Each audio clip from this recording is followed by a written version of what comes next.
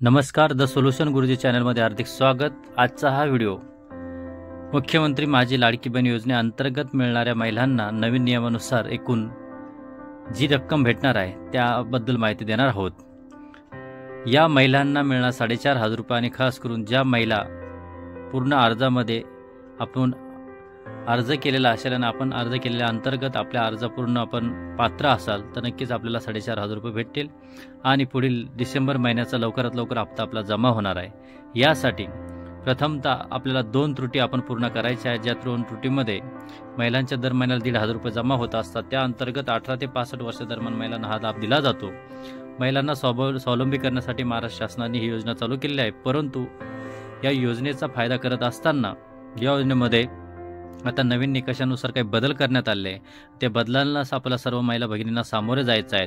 2.5 लाखापेक्षा जास्त उत्पन्न असणाऱ्या महिलांचे अर्ज हे रद्दबातल होणार आहे। दुसरी गोष्ट, सरकारी नियमानुसार आपण कोणत्याही सरकारी कार्यालयाकडून किंवा खास करून संजय गांधी निराधार योजना आणि इंदिरा गांधी योजना अंतर्गत पेन्शन घेत असाल तर नक्कीच आपला अर्ज हा कॅन्सल होणार आहे। त्यासाठी आपण सर्वांनी अगर अशा प्रकारचे पेन्शन वगैरे घेत असाल तर त्यापासून आपल्या अर्जाची पडताळणी करायची, आपल्या अर्ज चेक करायचा आहे आणि अशा अर्ज आपला असेल तर नक्कीच आपला अर्ज अपात्र ठरणार आहे।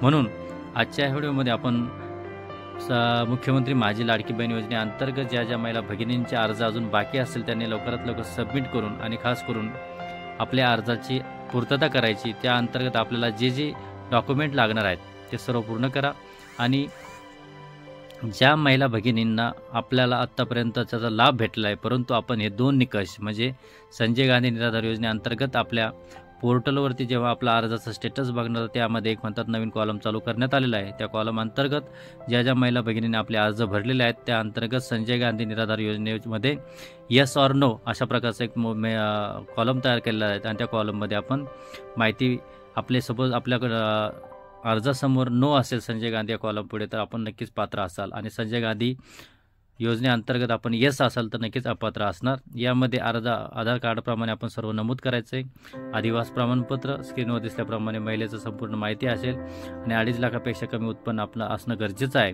तरच आपण त्यामध्ये पात्र असणार। अपात्र होण्यासाठी महत्त्वाची गोष्ट म्हणजे अपात्र झालात तर त्यासाठी आपल्याला आपण जे अर्ज सादर केला आहे ते अपात्र होण्याचे कारण एकच आहे की आपण कोणत्याही सरकारी योजनेचा इतर वैयक्तिक किंवा कुटुंबाअंतर्गत लाभ घेत नाही, तेव्हाच आपण पात्र होणार आहेत आणि आपला सर्वांचा डिसेंबर महिन्याचा लवकरात लवकर हप्ता हा भेटणार आहेत।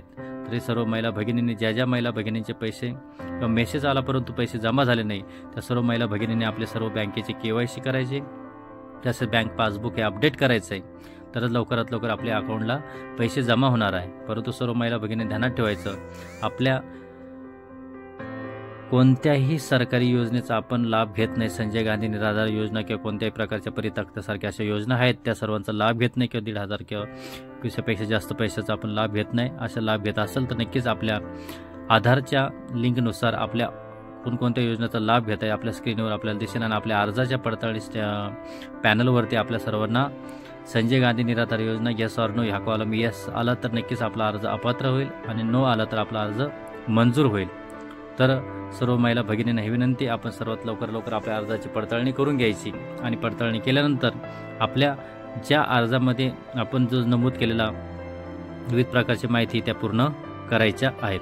आपल्या सर्व भगिनींना सूचित करण्यात येत आहेत की ज्या महिला भगिनींनी आपले अर्ज भरलेले असतील परंतु आता आपल्याला सर्व अर्जांची पडताळणी होणार असून आपल्या स्क्रीनवर दिसत असल्याप्रमाणे आपल्या प्रत्येकीच्या अर्जाचं स्टेटस रिसबमिट, पेंडिंग किंवा अप्रूव्ह त्यानंतर यामध्ये एक कॉलम वाढवण्यात आलेला असून तो म्हणजे या अंतर्गत आपल्या अर्जाच्या स्टेटसवरती संजय गांधी निराधार योजना किंवा इंदिरा गांधी निराधार योजना अशा प्रकारचा कॉलम आलेला असून त्या अंतर्गत अगर आपला फॉर्म भरलेला असेल आणि त्यानंतर स्क्रुटिनाइज झाल्याच्या अर्जाची पडताळणी झाली असेल तर आपल्या इंटरफेसवरती अशा प्रकारचं एक ऑप्शन येणार आहे।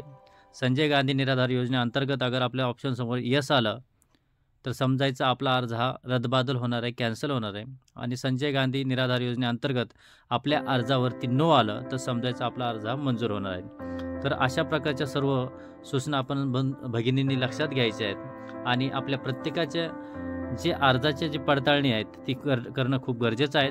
तसेच आपल्या अर्जामध्ये कोणकोणत्या माहिती महत्त्वाची आहेत ते सुद्धा आपण काळजी करणं गरजेचं आहे आणि आपला अर्ज क्लिअर करून घ्यायचा आहे.